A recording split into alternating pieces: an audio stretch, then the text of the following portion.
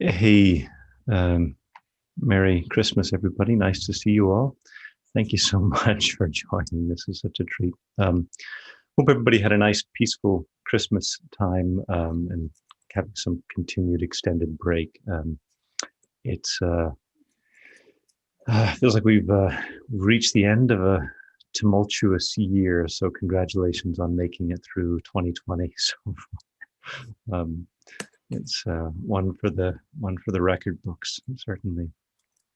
Um, I This has been one of the highlights of my years, having a chance to connect with you all. So I just really wanted to thank you guys for coming to the classes and continuing to come, just giving me an opportunity to share understanding and experience that I find valuable and meaningful. So it wouldn't happen without you, and so I'm deeply grateful for your interest. Um, I wanted today to talk a bit about uh, the inner experience of contentment and peace. Christmas has some of that peaceful vibe, or at least traditionally it has, and hopefully it can have for us as well. So, talking a bit about peace and contentment and those mind states, and digging in a little bit to what disturbs and what undermines our experience of contentment. But as usual, what we can do is to begin with a bit of meditation, just to settle our minds, just to reset from whatever our days have been like. With the meditation, as we've been doing, we're just going to start with a few deep breaths, just to reset ourselves and give a chance to to reset the way we're approaching mentally and physically our world, and just settle in a bit to the experience of our body. So you can meditate with your eyes open or closed. I'm going to close my eyes, but we can find a comfortable position and then just take a deep breath in and out.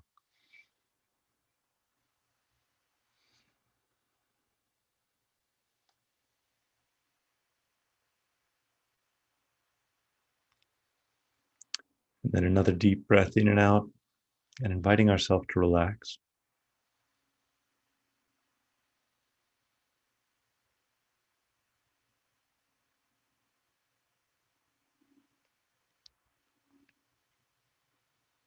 And then a third breath, just asking ourselves, what is important now?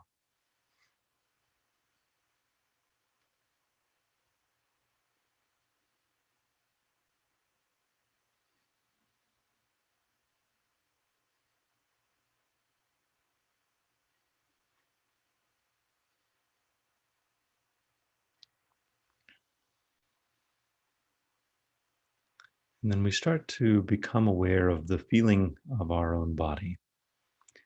So we're carrying our body with us all over, everywhere we go. It's always with us, but we may not pay attention to what it's feeling. So we just try to open our mind up to what's happening inside our body now.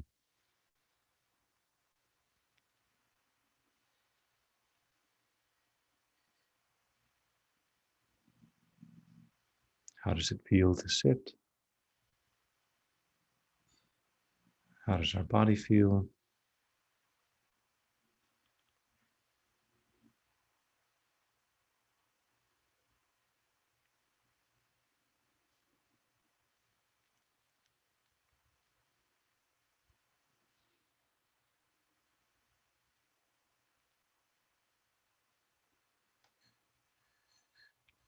Are there any discomforts?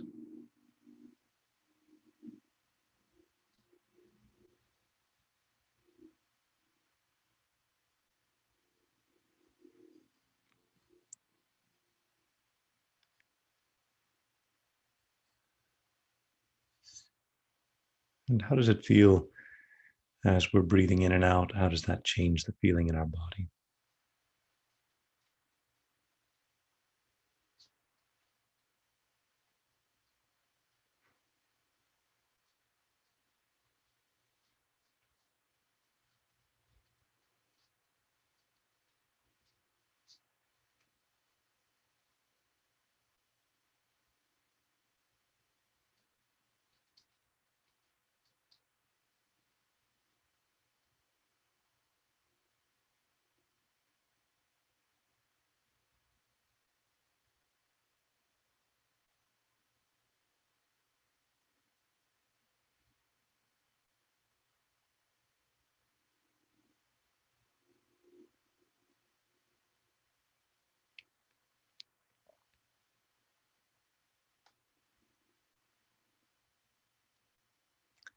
And just like we can feel, there's a subtle feeling of the clothes that we're wearing, but they're all over our body.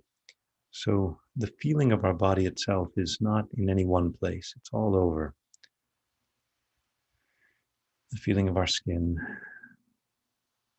the feeling inside our body.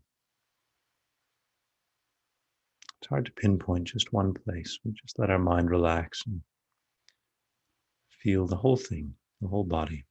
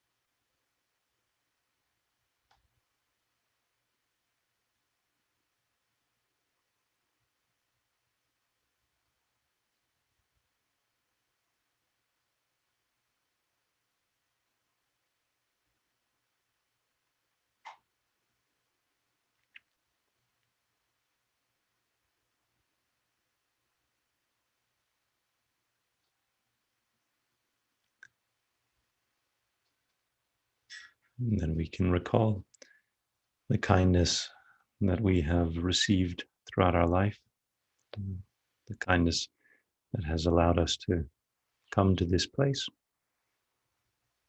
in our life.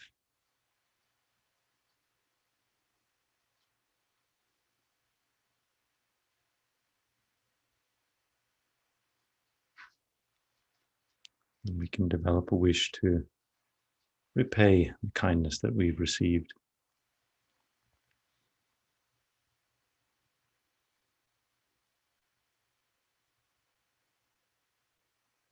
And we can think if we could change our mind or change the direction of our life even a tiny bit in this short time together now, how would we like to change to improve our ability to help others?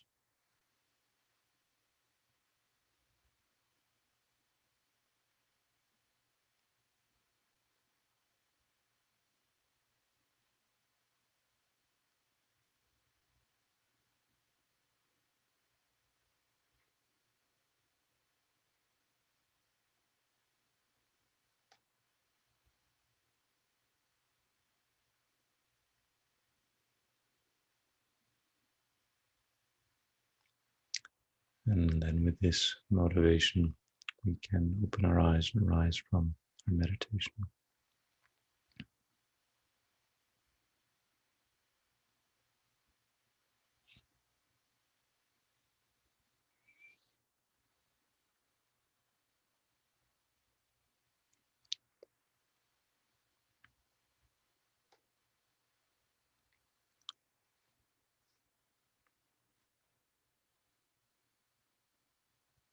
So I was reading a bit yesterday about some of the uh, news stories that failed to make headlines this last year, but were nevertheless very good news. One of which was that polio was eradicated in the wild in Africa this year, in 2019. They'd been working towards that for 20 or 30 years. And finally, no more wild polio in Africa.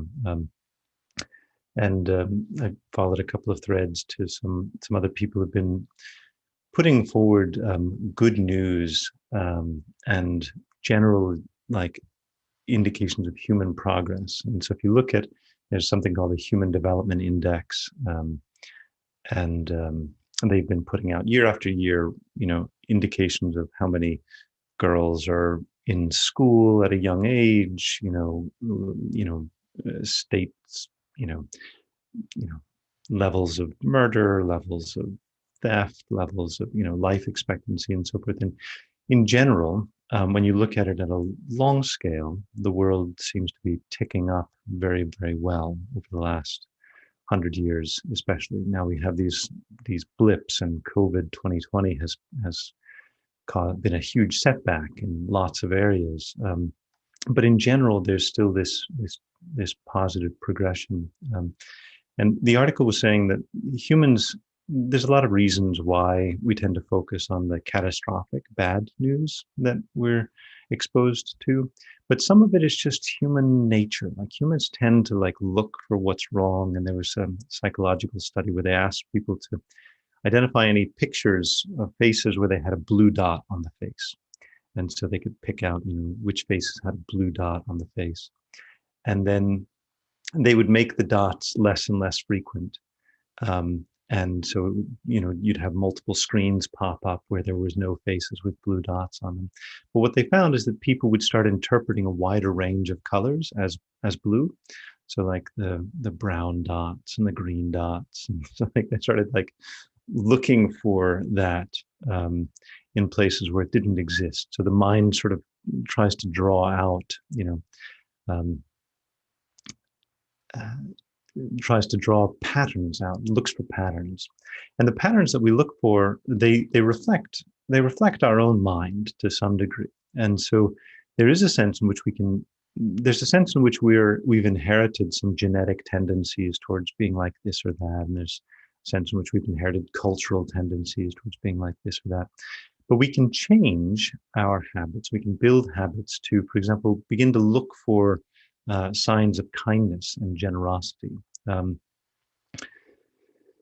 So just even attuning our mind to asking this question, who has been kind to us to help us to get to this point where we are today? Just asking that question, it's a good question. It's an interesting question. Oh, I hadn't thought about that today, or I hadn't thought about that recently.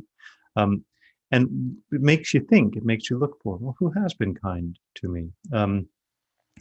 And so we can gradually train our mind, get used to this way of thinking, tune our mind to being able to look for signs of kindness. So what I wanted to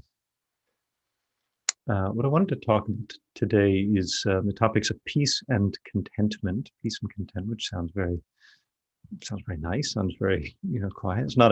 It's normally not a headline that you'd see on the top of CNN or something like peace and contentment, big news. And so these things are not newsworthy, but they are in fact the most desirable things. What if you could live your entire life with peace and contentment? And then you could do whatever you want, right? Like you can layer on top of that anything else you want. You can live anywhere you want, do anything you want, but you've got peace and contentment. It sounds like a win, right? Like if you just go through your whole life with peace and contentment, regardless of whatever else happens, it sounds like a win. And the reason I tie these two together is that they're closely related, but they're not exactly the same thing. So peace is an inner state of mind free from disturbance.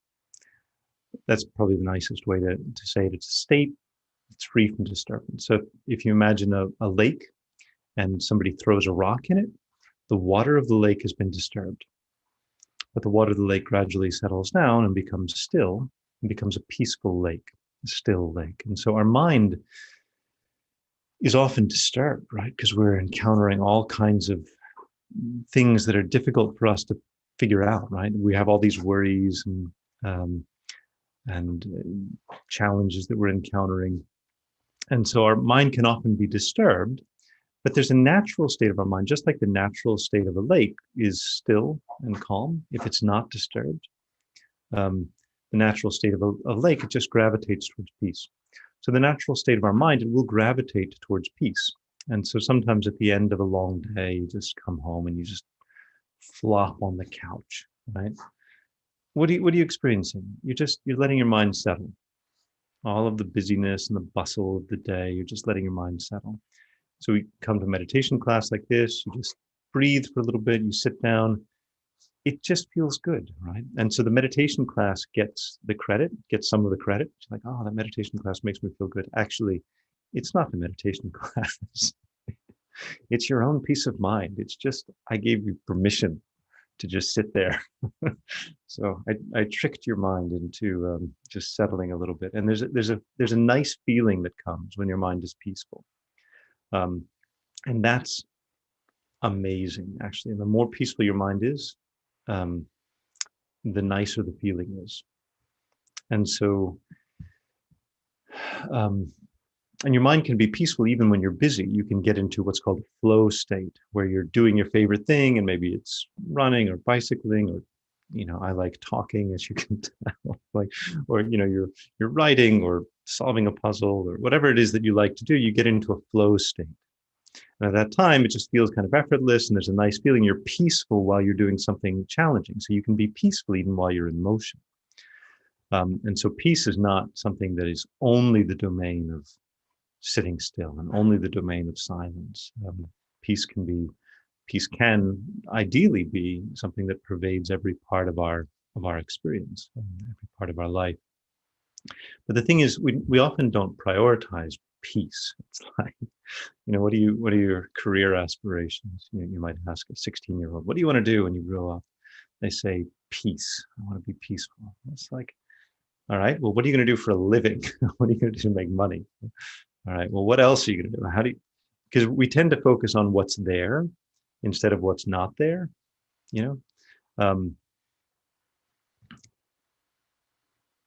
but in fact, peace is it can be an explicit goal for us. It can be something that we explicitly say, I want to build my peace. And now that you're old enough to decide your own goals, you can just say, all right, nobody's telling me what to do anymore. I want to have peace as one of my goals.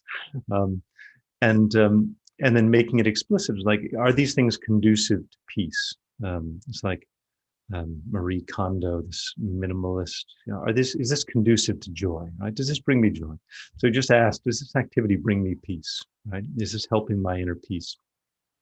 And essentially, that's what meditation is. It's just thinking and acting in ways that are conducive to inner peace. Now, we might ask, if we get into a peaceful state, why on earth would we ever get out of a peaceful state? Like, what on earth would ever take us out of a peaceful state? And often the thing that so sometimes we're disturbed from outside, right? But more often than not, we're disturbed from inside. There's some idea, oh, I need to do this. Oh, I want to do this. And there's some idea that bubbles up while we're thinking. We're just sitting there and being peaceful. Perhaps there's an idea that bubbles up, oh, I should do this. I should do that. We have a lot of action, a lot of motion, a lot of wishing to do stuff. And it's important to do stuff. It's good to do stuff. But often, if we dig a little bit, we can see that the wishes that arise, the wishes to do this, the wishes to get that, the wishes to be this, to say that, and so forth, the wishes that are arising are not necessarily well-controlled stream of intentional desires. Often they're what you'd call cravings. Cravings are just desires that you didn't ask for. They just came uninvited. They sort of come up, and they've got a bit of a life of their own. So they're what you could call uncontrolled desires.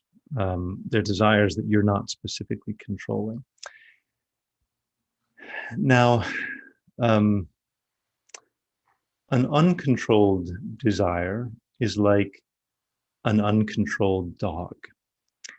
If it's small and cute, it's maybe not a problem. It's kind of, it's a little bit harmless. It's cute. It's running around. Oh, it can't even control itself. Oh, it can be cute.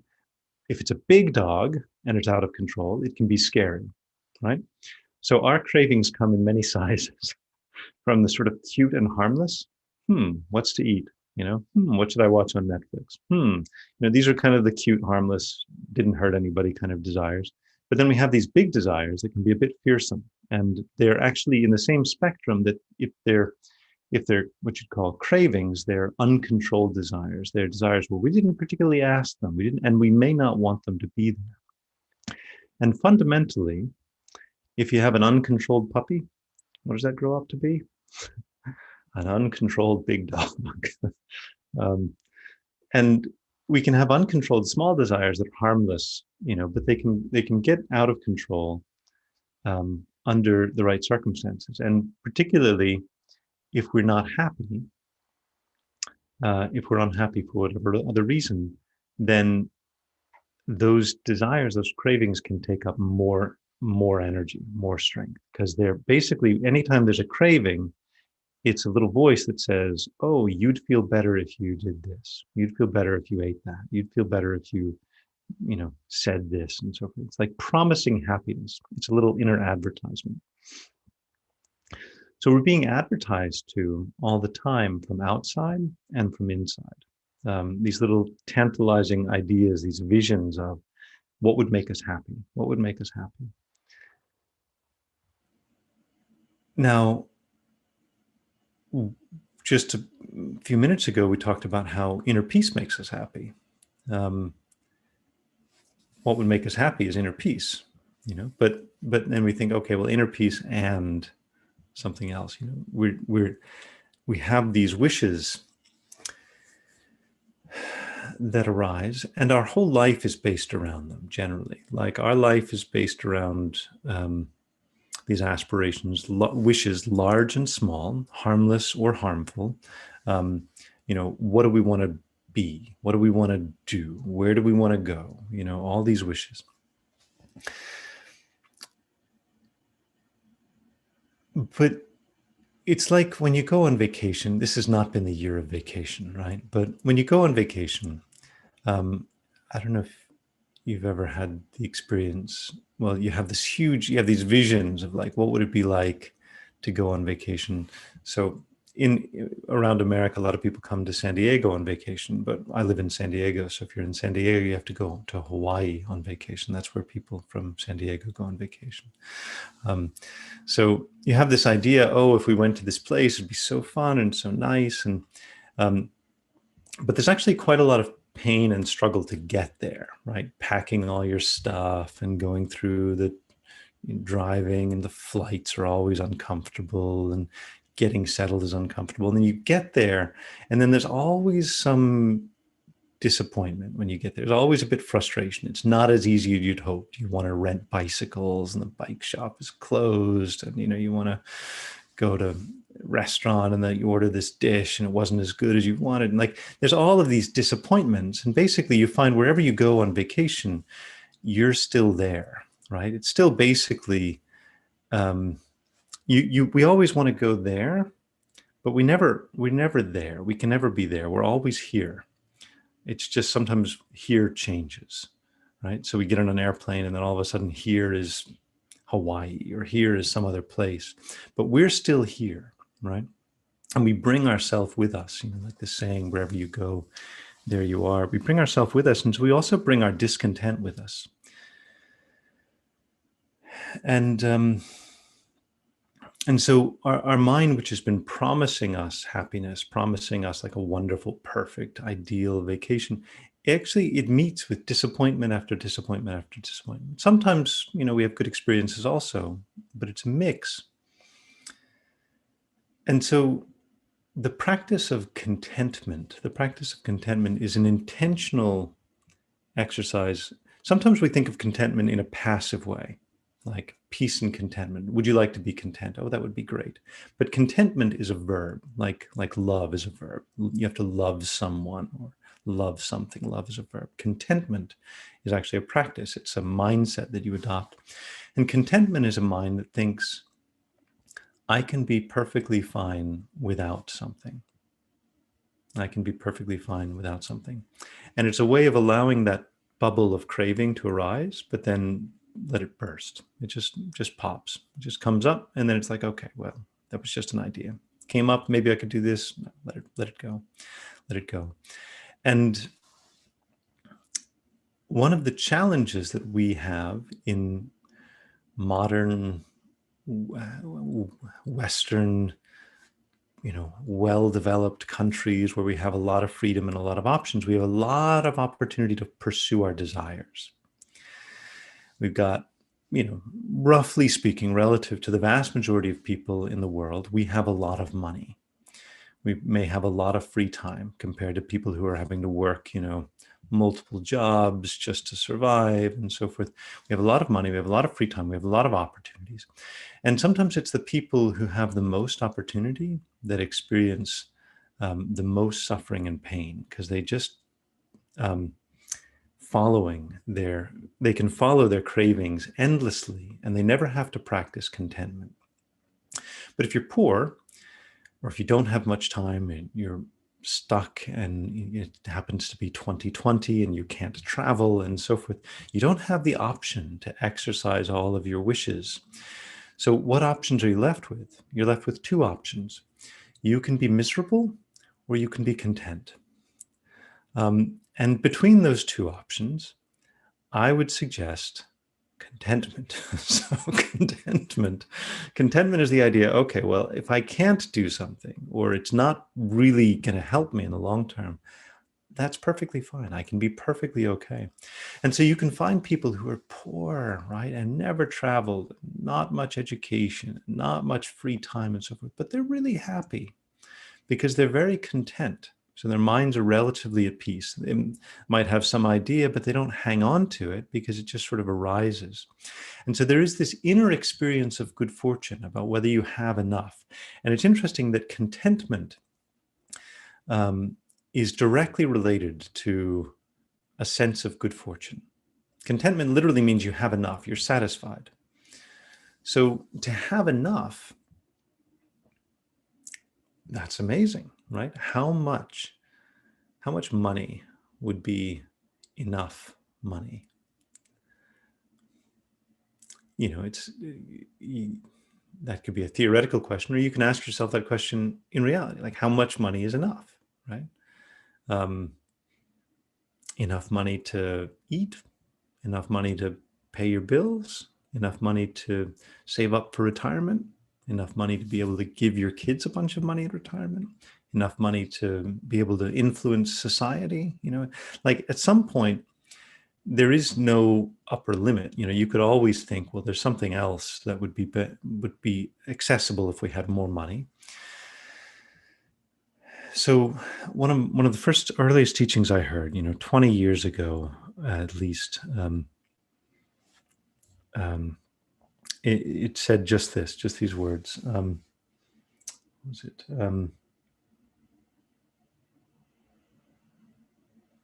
How much? I'm struggling to remember the exact words, but we seek an amount of money.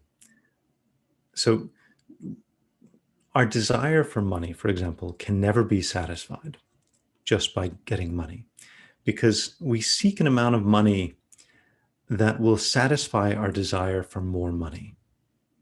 That's the exact amount of money that we seek. How much money? That was the way it was framed. How much money do we want? We seek enough money to satisfy our desire for more money. That's the exact amount of money. When you have enough money that it satisfies your desire for more money, you have enough. That's the exact amount we want. But the problem is, because money is a physical thing, or I don't know what it is, it's a concept, a physical thing, but desire for money is a mental thing, then no matter how much money you stack around you, right? You could sit in stacks of dollar bills, whatever. None of that will actually change the mind state that wants more. That mind state could always arise. And so we're left with these endless desires that are likened to drinking salt water. If you're on a boat in the ocean and you're thirsty, right? Well, there's water everywhere, but not a drop to drink, right? So you drink some water from the ocean, perfect, right? But the salt increases your thirst. And so you have to drink more water, right? So it's like drinking seawater can never satisfy your thirst. So external things can never satisfy our cravings. But what happens instead is that we always want the next level, right? And so our minds are amazing at that, right? Our minds are amazing. Whether it's career accomplishments, like you've done these things, I remember when I published my first blog post on some external site. I'm like, wow, this is great. I published a blog post. But then, of course, what do you want? You want to publish another blog post and then another. And then, there's a week where I didn't publish a blog post. Oh, it's not good, right? So it's like this dissatisfaction always builds. And so we, in fortunate Western circumstances, we can be among the most unfortunate. There's a traditional story of a beggar named Telwa who met a king who discovered a jewel. That was like a crystal, a jewel, a very valuable jewel. And he was just digging through some trash, looking for some food, and he found a jewel. And so the jewel was immensely valuable. And so, but he went and he presented it to this king, a king called Bimbisara. And he offered him the jewel. And the king was like, I don't understand. Why are you offering me this jewel? And the beggar, he said, well, I understand that you're the most needy person in the entire kingdom. That's why I'm offering you this jewel. And Bimbisara was floored, right? He's like, what do you mean I'm the most needy person? And the beggar said, well, because I understand you never have enough. There's never a feeling that you have enough. So contentment is called inner wealth. So contentment is an inner wealth. I saw somebody the other day who had a T-shirt that said "Health is wealth." That's a nice saying also. So health is a kind of inner wealth, but contentment is even better wealth. He was a bit of a bodybuilder, and I could imagine maybe he's not feeling quite satisfied with his own level of health, like not quite enough. So he's still not wealthy enough, right? The only way we can get wealthy enough is by contentment. And what's interesting is that contentment is very, very closely related to gratitude. And the reason we're often discontent is we don't realize how much we have. And literally, our perspective can be so skewed, right? Can be so skewed away from appreciating the wealth that we're swimming in and the good fortune that we're swimming in. And just always think, oh, it's got to be more, there's something else, something new, and so forth. So contentment is a practice. It is something we can actually intentionally practice. We can keep in the forefront of our mind. We can, and we can spin it as gratitude. And so contentment and gratitude are very, very tightly related. But gratitude means you're not just feeling content, you're not just feeling grateful for having something, you're feeling a sense of kindness, that everything we have comes from others, that none of it is ours in reality. My mother just yesterday, she was very sad, right? Because she didn't have any, she just had a moment of sadness because she didn't have any grandchildren. And it's a very natural thing. It's a very deep and very natural, very instinctive thing and so forth. My wife and I were reflecting, but she has a lot of step grandchildren, and her sister has grandchildren. Like, why is that not enough? Like, from one point of view, they're also hers, but it's like this mental thing. Am I fortunate? Am I unfortunate? Am I fortunate to have all of these step grandchildren?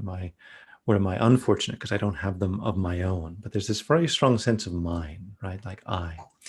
But in a sense, we always have to give up everything. Like when death comes, eventually we give up everything, right? We have nothing. So everything that we have right now is basically just on loan. We're temporary custodians of a bunch of stuff, and we are,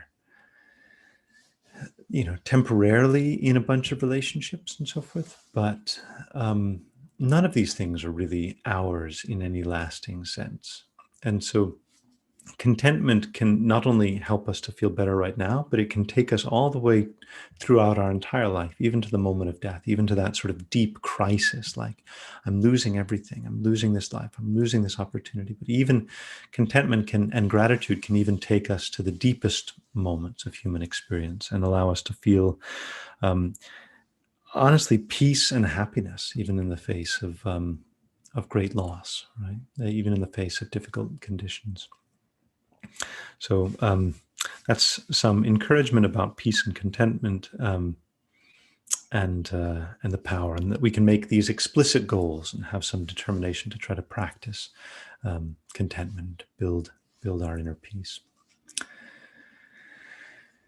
Okay, so that was a lot, but I thought maybe we could just have some time to reflect on that now, in some meditation for a few minutes. And then afterwards, if anyone wants to stay, we can discuss for a bit. All right. So why don't we take some time just to meditate on this? And the purpose of meditation, again, it's becoming still and just allowing any parts from that to sink in and allowing ourselves to just remain with that. Again, we settle our body and take a deep breath in and out.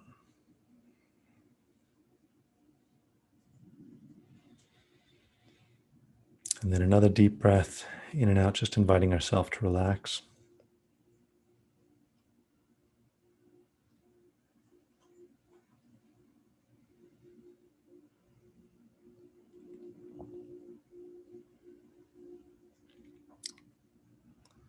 So even when we're meditating, these bubbles of ideas and thoughts can arise, but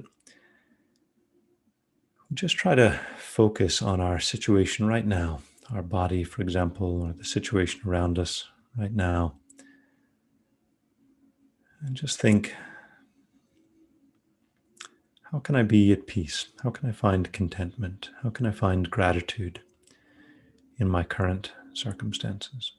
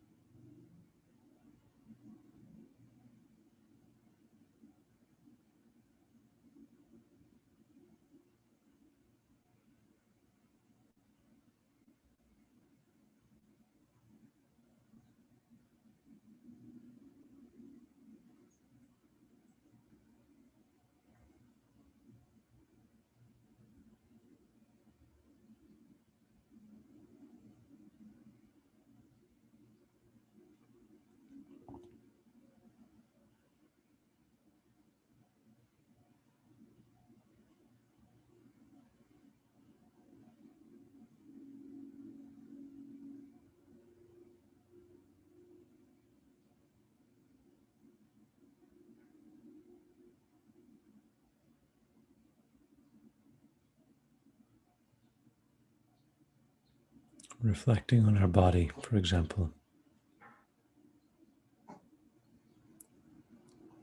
This is a sign of the good fortune that we have, just that we're alive and present now. This is a sign that we've received so much benefit and kindness from others.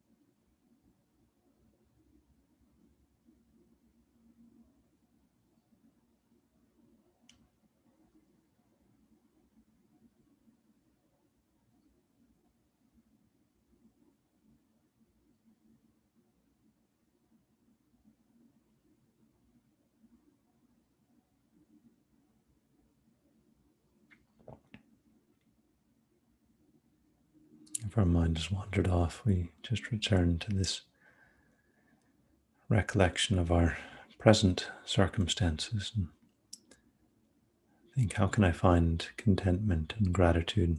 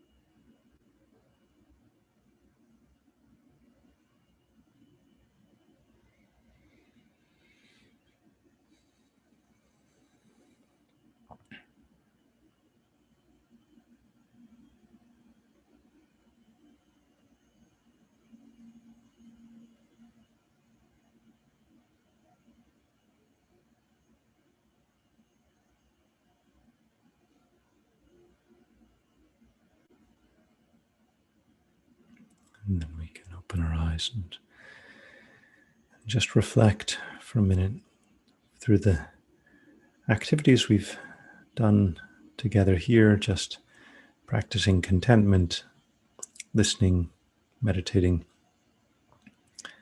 How could this shift our life in a beneficial direction? How can these activities be the seeds of change that bring benefit to ourselves and others?